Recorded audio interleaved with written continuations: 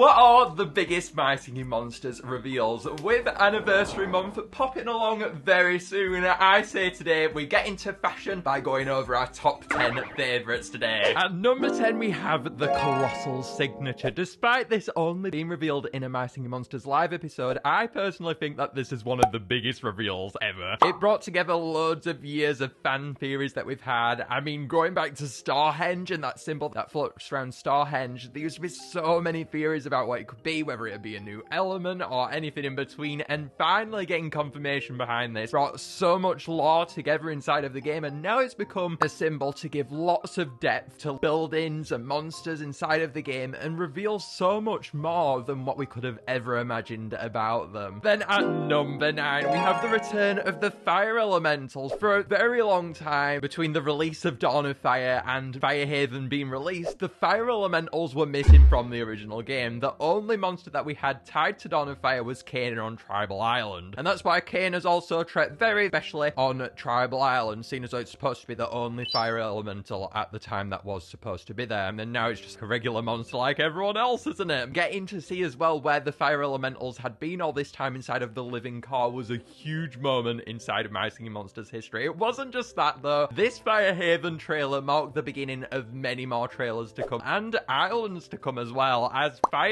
was the first new island really that set off the huge amount of islands that we have in game right now. We were getting little to no content before Firehaven. Firehaven was truly the thing that captured the My Singing Monsters update cycle into full swing. Then at number 8 we have Rare and Epic Warbox. You guys knew that Epic Warbox would be on this list, but Rare Warbox is one that isn't quite talked about. Now both of these monsters were quite unexpected, but for Rare Warbox back in the day, I think this was a really big reveal at the time. We'd got all of the rares, and whether we'd get a Rare Warbox or not was obviously a huge mystery. There's still monsters that don't have rares in game right now, and Rare Warbox getting a rare variant and then that actually having new sounds, and not just that but those being lyrics, was such an intriguing thing at the time, as we didn't even know whether we'd get it or not, and getting to see these sounds was a huge moment. Of course, I've got to tie Epic Warbox into this as well, just by the creators saying themselves that Epic Warbox would never make its way inside of the game. They surprised us and revealed that Epic Warbox would be a thing, which it just comes to show you gotta be on your feet at all times with My Singing Monsters. Then at number 7 we have Wublin Island. Wublin Island was revealed by Blabbit's scroll. A scroll was sent out all across social media for fans to put together, and when it was fully formed, the scroll revealed Wublin Island. And Wublin Island isn't just on our list for the scroll obviously either, as that did capture the spirit, yes, but when Wublin Island came along, I don't think anyone could have expected 5 brand new monsters to arrive in game all at once. At the time, that was a huge deal. I mean, sure, we'd had the Sugar Fan before who did completely obliterate that count, as that brought about a plentiful more amount of new monsters with the Sugar Fan arriving, but this was the first time really for us to get that many unique monsters all at the same time besides that moment. So I think this was a really special moment. The song was unique and unordinary for the game, and it captured a brand new set of mechanics that would come to go onto future islands that we would delve into later on in the game cycle. And then at number 6 we have the Continent Cataclysm. The Cataclysm is definitely a huge reveal for sure. It added the biggest mystery inside of the My Singing Monsters franchise, so of course it's got to be on our list today. Not just that though, it introduced the Colossals. The Colossals have always been known to be the monsters underneath the islands themselves. It's always been in the bios and everything, but getting to finally see how the Colossals came together and how the Colossals actually managed to save the monsters from the huge cataclysm that occurred when the continent broke apart was a really intriguing thing and brought about so much theories, I think, and so much depth to the game overall. Then at number 5, the Sanctum. The Sanctum trailer was absolutely marvelous. To this day, I still believe that this was the best My Singing Monsters trailer we have ever received. It went above and beyond our expectations, this island. The Magicals were always set to return. We always knew that to be a fact. Ever since Psychic Island was released, that was an official statement that was put out. But what we didn't know is the form that that would take. And as getting a brand new set of Magicals all on this island was so unexpected. We were expecting for the Magicals to just go on an island and make their return, but getting brand new Magicals was a huge hype moment. For number 4, we have the Mythicals. The Mythicals were exclusive to the PlayStation Vita for a very long time, under a contract apparently, which is why we never saw them make their way inside of the mobile version of the game for so long, and finally getting to see them in the 7th anniversary was a huge deal. We knew that there was some kind of obligation towards why they couldn't come over, and for that reason, it was never expected that they would come on over. But it's set up so much now for what's going to come to the original game, with more Mythicals coming now in the future. I just think that this was the most unexpected known thing ever inside of the game. That will be very hard to replicate. Then for number 3, we have Collect All. This is probably one of my biggest reactions, I think, on the channel, as I was absolutely crazy at this point. When this thing was revealed, it was a hype moment for sure. This is something that everyone truly did beg for. We had to spend hours and hours and hours collecting currency inside of the game, and finally having a way to save us hours of time, and finally getting something we'd wanted for so long, loads of years, was a really hype moment. For number 2, which could be easily our number 1 spot today, is the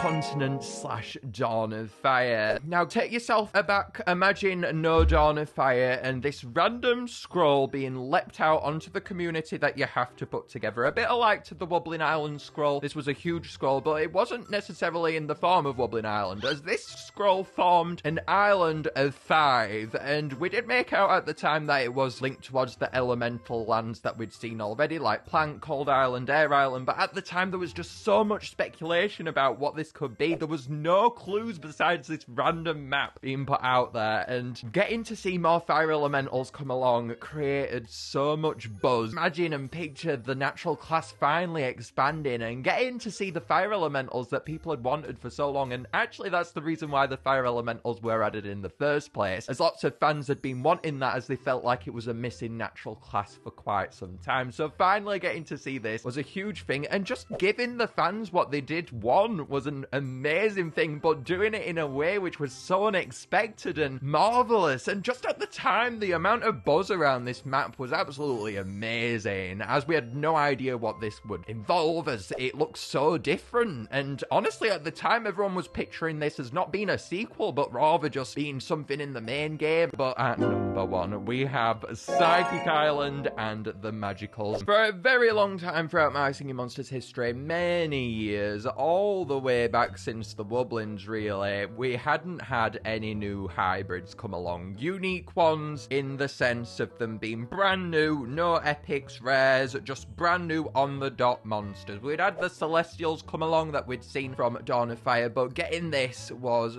truly revolutionary. The way they went about it as well, in trolling us and making us feel as though we were getting more fire hybrids, and then revealing that they were making this whole new class, was an absolute OG moment. Psychic Island marked the start of the Magical Islands, which some of you guys might know are my favourite islands. So just because of what this began, how it came about, and this marking a new era really for the game, with us now getting so many new hybrids of monsters, which is an absolutely marvellous thing. It's got to go at number 1 today. Let me know down below though what your top 10 reveals are from My Singing Monsters. And as always, make sure to leave a like if you enjoyed, guys, and subscribe down below too. I'll see you guys later though for now. Bye guys.